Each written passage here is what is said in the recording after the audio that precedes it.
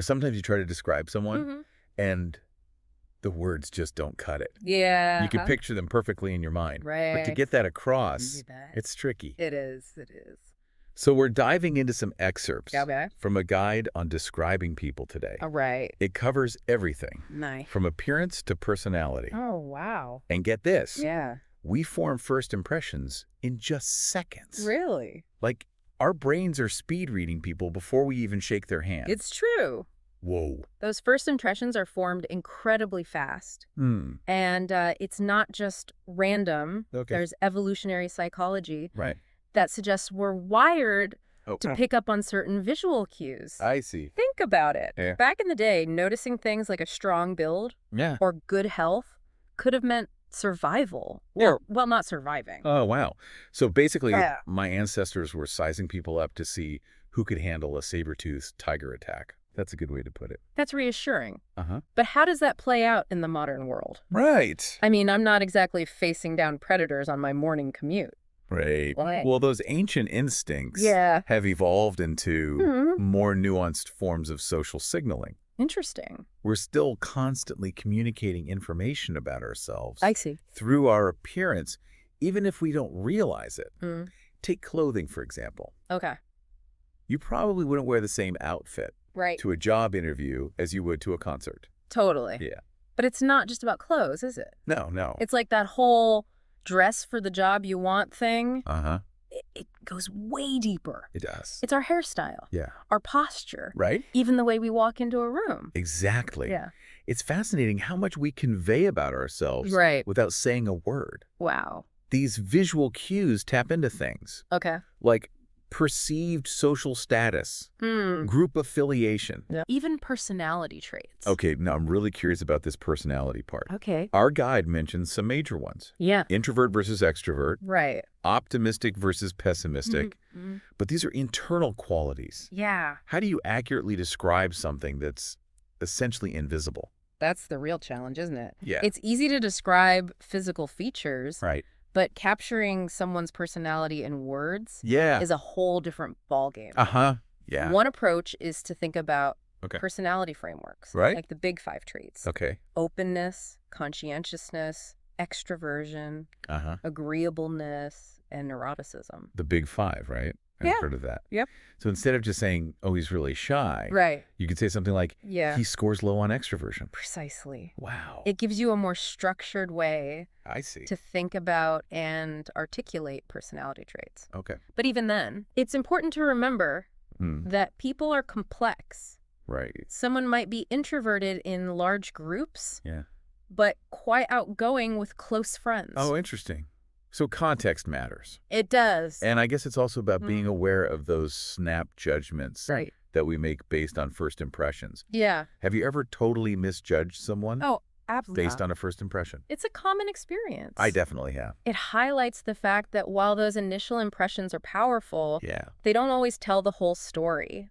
Wow. There's a lot going on beneath the surface. It's like we're all walking around with these hidden depths. That's a great way to put it.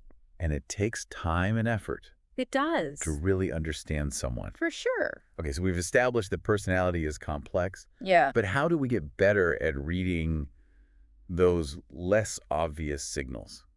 One key is to pay attention Okay. to body language. Right. It can often contradict what someone is saying verbally. Oh, interesting. You might have someone who claims to be confident, Uh-huh. but they're fidgeting or avoiding eye contact. Yeah. Tells a different story. It's like that saying, Mm-hmm.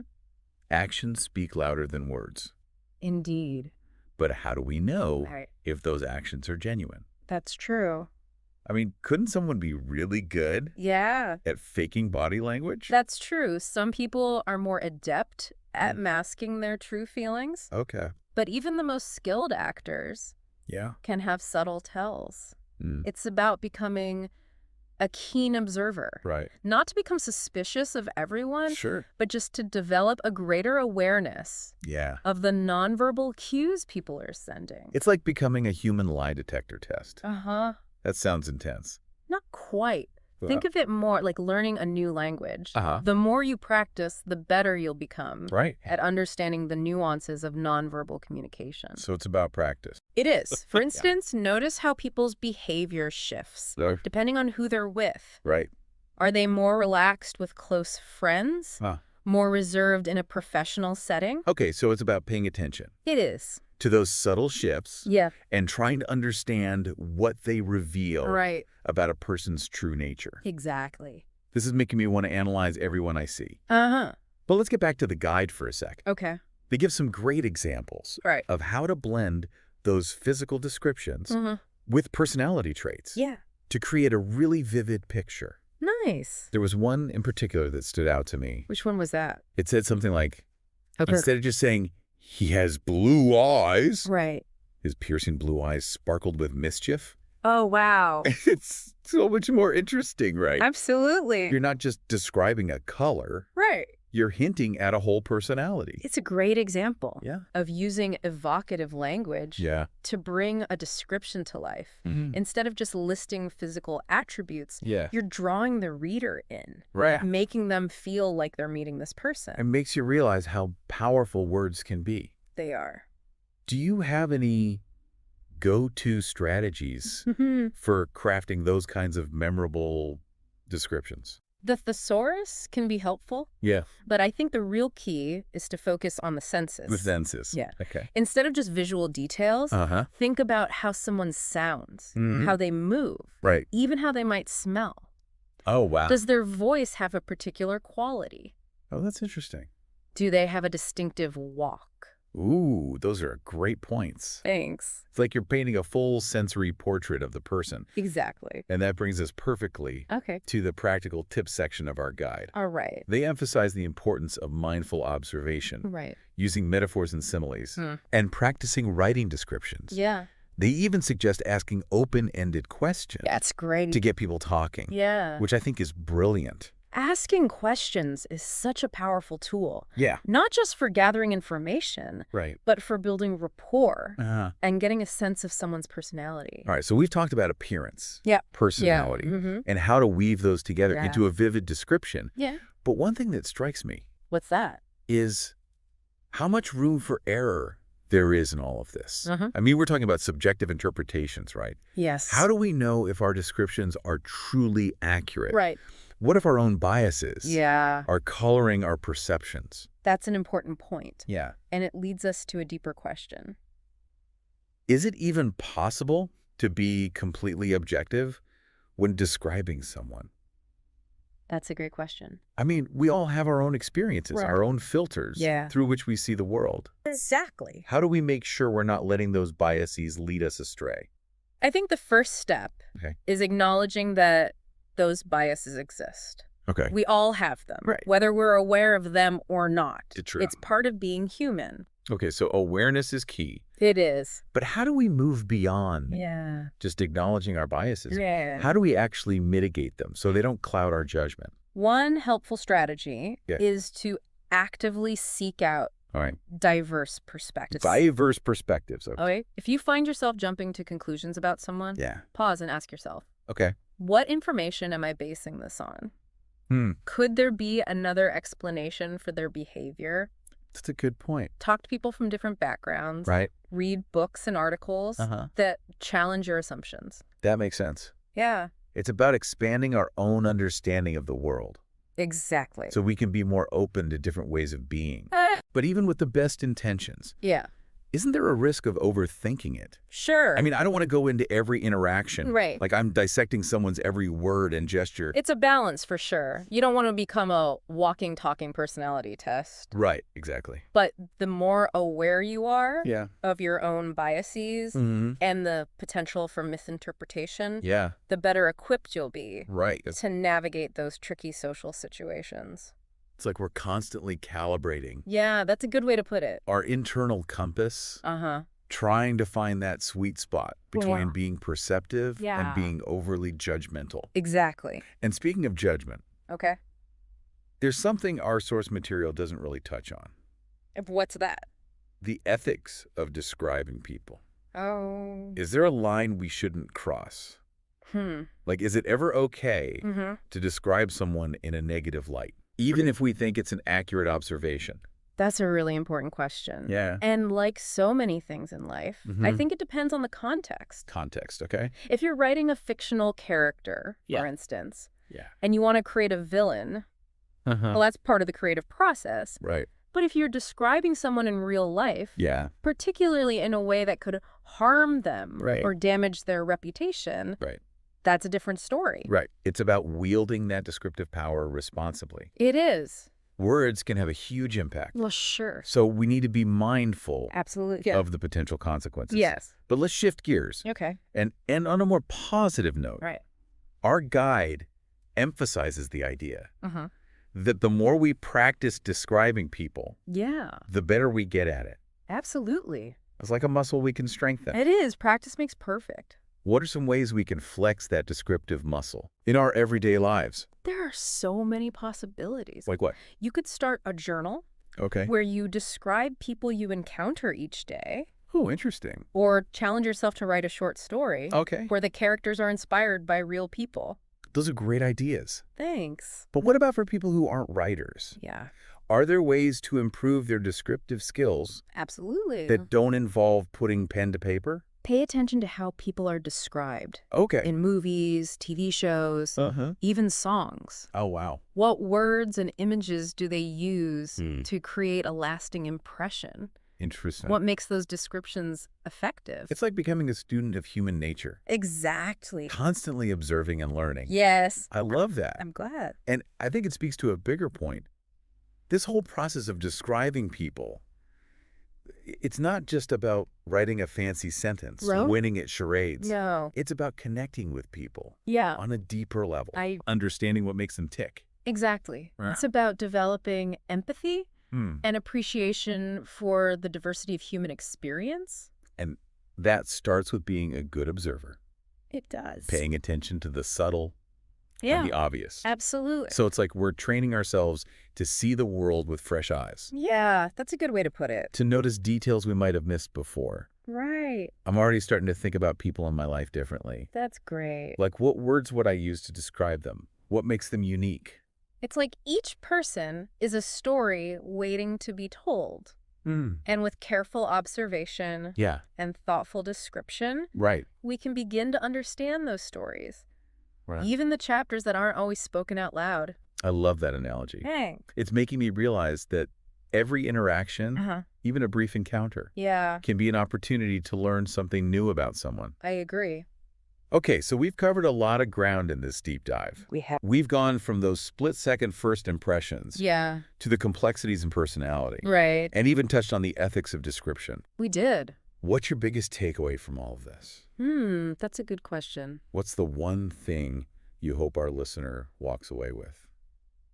I think the most important thing is to remember that describing people is about more than just listing physical traits or personality types. It's about capturing the essence of who they are, appreciating their individuality. Beautifully said. Thanks. It's like we're all walking, talking works of art. I like that. Just waiting to be interpreted. That's a great way to put it. And the more we practice the art of observation and description, the better we'll become at recognizing the beauty and complexity I agree. in everyone we meet. Absolutely. And the learning doesn't stop here. It doesn't. Keep observing, keep practicing. And most importantly, keep that curiosity alive. The world is full of fascinating people. It is. And each one has a story to tell. Well said. This has been such a fascinating deep dive. It has. I feel like I've learned so much. Me too. Not just about describing people, but about myself and how I perceive the world. That's wonderful. And I hope our listener feels the same way. I do too. Remember, this is just the beginning of your own deep dive into the fascinating world of human nature. Keep exploring. Couldn't have said it better myself. Thanks. Thanks for joining me on this journey. It was my pleasure. Until next time, keep those descriptive muscles flexed. I will. And remember, everyone has a story worth telling. Okay, so have you ever, wanted to describe someone and just, completely blanked? Oh, yeah, for sure. All you can get out is, they were nice with brown hair. It's like we all need like a little boost when it comes to describing people. Luckily, you sent me this awesome video all about describing people. And I thought, well, let's, really dive deep into this and give everyone some like seriously actionable tips they can actually use. Yeah, love it. I think what people often forget is that being able to describe people well isn't just, for writers. Like, it's this skill that can make you a way better communicator, like in any part of your life. Yeah. Think about it. Like, if you're trying to explain an idea to a coworker and they can just like instantly picture what you mean just from how you're describing something. Oh, totally, yeah. Or even like just being more observant. Like, you start to really understand people better when you can pick up on those little details. You know what I mean? Yeah. It's like the difference between like a blurry photo and a high-def one. Right. Exactly. You get all the crisp details. Like, imagine those police sketches. They totally rely on people being able to describe someone really, really specifically. Or even in a job interview. Like, how you talk about your past experience, like the words you actually use to describe what you've done can totally change how they see you as a candidate. That's so true. Yeah. Okay, so the video, it dives into appearance, right? Like facial features, hair, body language, clothes, all that stuff. But it's not about just listing them off like a robot. No, not at all. It's about figuring out what those things are actually telling you. Like someone with perfectly combed hair versus someone with like a messy bun. Oh, yeah. Could be giving off a completely different vibe. Right? Totally. Like the person with the perfectly combed hair, you might think, okay, this person is very detail-oriented, maybe even a little uptight. Whereas the messy bun, you're like, oh, this is a more relaxed, go with the flow type. But I guess that would be making assumptions, right? Yeah. You are right to think about that. And it's important. We don't want to jump to conclusions about people. Yeah. But it can definitely give you some clues about, what they're like, maybe what they value. Actually, I remember I was interviewing someone once and they were wearing mismatched socks. Oh. And at first I was kind of like, not sure about that. Like maybe they're not detail oriented. Yeah. But then as we were talking, they turned out to be like super creative, incredible problem solver. Interesting. And it made me think, maybe those mismatched socks weren't a bad thing. Maybe it was a sign they thought outside the box. Oh, I love that. It's like turning a potential negative into a positive. Exactly. Oh, that actually reminds me. I'm really good at describing people's shoes. Like I always notice people's shoes. I wonder what that says about me. Interesting. Maybe you have an eye for detail. Or appreciate personal style. Maybe. Okay. But anyway, let's go beyond looks, right? Yeah. Like describing someone's personality, that's where it gets really interesting. Oh, absolutely. And the video, it mentions introversion and extroversion, but aren't those terms kind of broad? Like they don't really tell us much about an individual, do they? Yeah, you're totally right. Those are kind of like starting points, but they can be way too simplistic. Instead of just slapping those labels on someone, it's better to think about specific behaviors you actually observe. Oh, I like that. Right. So instead of saying like he's pessimistic, I could say something like, I've noticed he tends to focus on what could go wrong, even when everyone else is excited about something. Exactly. See, that's way more descriptive. You're painting a much clearer picture for whoever you're talking to. Yeah, that's so much better. And that kind of leads to, like, bringing together the appearance and personality stuff, right? Like creating this really vivid description. The video had this great example, chestnut locks like autumn leaves. Oh, yeah. Which is so much better than just saying, she has brown hair. Why does that work so well? Well, it's using a metaphor. So instead of just stating a fact, you're making this image in the listener's mind. Yeah. By comparing it to something else. Yeah. And metaphors, they're not just for sounding fancy. They can reveal how you see that person. Oh, that's cool. So it's all about finding these unexpected connections, like to really spark the imagination. Yeah, exactly. And the cool thing about metaphors is that they can be really personal, I remember describing a friend's laugh as like wind chimes dancing in the summer breeze. Oh, I love that. It wasn't just the sound of the laugh, it was the feeling, light, joyful, and a bit whimsical. Actually, I want to challenge you. Think of someone you know really well and try coming up with a metaphor to describe them. Don't overthink it, just whatever comes to mind. Okay, my friend Sarah, she's always got like a million things going on at once. She's like a human tornado of energy and ideas. Haha, I love it. You totally captured her essence. Now I want to meet this Sarah. So cool. We're getting good at this. What else does the video suggest? What else can we do to like level up these description skills? Well, it talks about observation, using those metaphors, And then, of course, practice. But let's break those down, like how to really use them, starting with observation. Like, what exactly should we be paying attention to when we're trying to describe someone? Yeah, because it's more than just their clothes and hair color, right? Way more. You want to catch the stuff most people don't even notice. Ever heard of micro-expressions? Microexpressions. I don't think so. What's that? So they're these tiny little facial expressions, and they happen super fast. Like they can show what someone's really feeling, even if they're trying to hide it. You Whoa. know, like their jaw might clench for a second, Yep. or their eyebrows furrow, even if they're smiling. Most people don't consciously see them, but they can tell you so much about what's going on inside. So it's like a secret language of the face? Yeah, kind of. Once you start noticing them, it's amazing how much you can learn just from watching people's faces. Okay, so microexpressions are going on my observation checklist. Now, how about practicing? Any tips on how to make that less scary? Because I feel like I could read a ton of stuff on this, but then when I actually try to describe someone, I'll just blank. I get it. It can be Okay. intimidating. Here's a simple thing to try. Pick someone you see today, anyone, and just write a quick description of them. Just like a note on your phone even. Oh, okay. Could be the barista who made your coffee, someone on the bus, even a character on a TV show. Don't stress about it being perfect or using fancy words.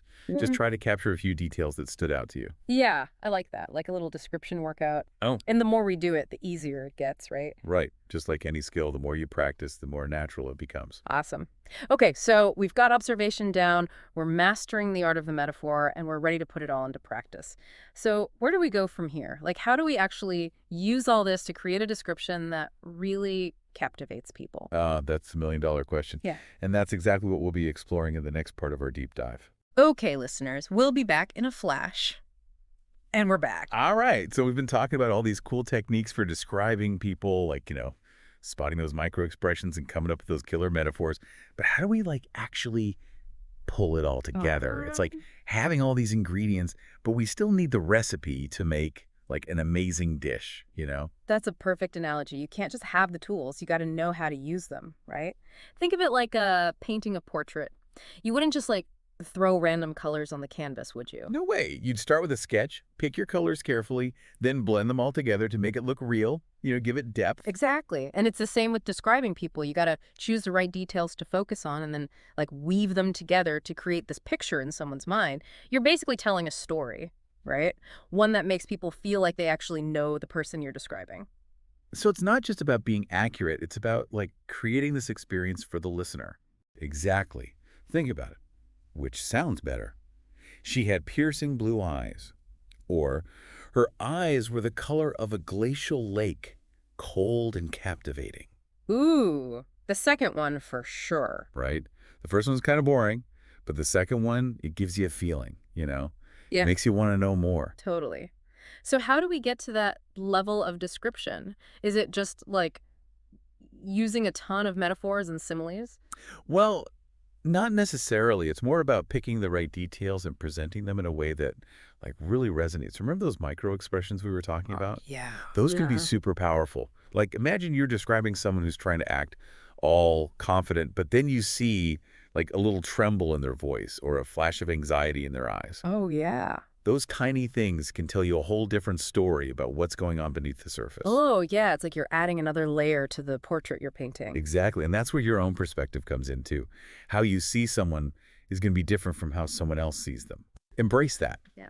Don't be afraid to, like, let your own personality come through in your descriptions. So it's kind of like finding that balance, right, between what you're actually observing and then, like, your own interpretation of what it all means. Absolutely. And Yep. that's what makes describing people so cool. Mhm. It's this art form where you're exploring both the outside world and your own inner world at the same time. This is blowing my mind. I'm, like, actually starting to see everything differently. Like, every interaction, every person I meet, it's like an opportunity to, like, practice my observation skills, I love that. I'm even paying more attention to how I describe myself, which is kind of weird to think about. That's awesome. And it's true, right? How we describe other people often says a lot about ourselves, too. Mm. Like the words we choose, the things we focus on, it can reveal what we value, what we believe in. It's like holding up a mirror, kind of. Yeah, Yeah. exactly. Wow. Okay, so we've covered a lot today, from like the importance of really paying attention to people to the power of metaphors and even those micro expressions. But if there's one thing you want listeners to take away from all this, what would it be? Like, what's the most important thing to remember about describing people? That's a great question. I think the biggest thing is, don't worry about being perfect. You don't have to use a bunch of fancy words or anything. Just be present. Be curious about people. And don't be afraid to share your own point of view. It's about connecting with people, using your words to build bridges and, celebrate all the different kinds of people out there. That's beautifully said. It's not just about the words themselves. It's about, the feeling behind them, the intention. Yes. It's about seeing the world in a new way and then sharing that vision with other people. Exactly. And anyone can do that, no matter how good you are at writing or whatever. Yeah. It's a journey, and it's definitely worth taking. So true. It's about appreciating all the, amazing and messy parts of being human and finding the words to express all that. And as we do that, we not only make our own lives richer, but we make the world a more compassionate place, Because when we can really see and appreciate each other, it creates space for connection, for understanding. I love that. And I have a feeling our listeners are already feeling more confident and inspired to go out there and describe the world around them. So let's give them one last push, one final thing to think about as we wrap up. What parting words of wisdom do you have? It's funny. As we've been talking about this, I've realized that describing people well, it's almost like giving them a gift. Oh, I like that. What do you mean? It's like you're offering them a new way to see themselves, maybe even showing them something about themselves they didn't realize before. Yeah, that's a beautiful way to think about it. And it's not just a gift for them, it's a gift for us too, Totally. The more I try to describe other people, the more I'm noticing things about myself that I never really paid attention to before. Exactly. It makes you more aware of all the little nuances of what it means to be human, both in yourself and in others. It's like our perception is getting sharper or something. Right. And that kind of awareness can spread into everything, your relationships, your creativity, even how you see the world around you. So it's not just about being a better writer or being more interesting to talk to. It's about being a more awake, more alive person. Exactly. And that's pretty amazing, don't you think? Definitely. So as we wrap up our deep dive here, I really want to encourage everyone listening to embrace this whole idea of describing people. It's not just a communication tool. It's a way to connect with people on a deeper level, to understand them and to understand ourselves better too. So go out there, observe the people around you, experiment with your descriptions, and don't be afraid to, let your own unique voice come through. Yes. And remember, every person you meet, even if it's just for a moment, they're like a little story waiting to be told. The baristas, someone on the street, even the characters in a book, they're all opportunities to practice. That's such a cool way to look at it. It's like we're all surrounded by these walking, talking novels. Yeah. Right. And the more we try to capture those stories, the more vibrant our own inner world becomes too. Love it. Well, on that note, I think we've reached the end of our deep dive. We have. Until next time, keep those descriptions coming, everybody. And thanks for joining us on this deep dive. See ya.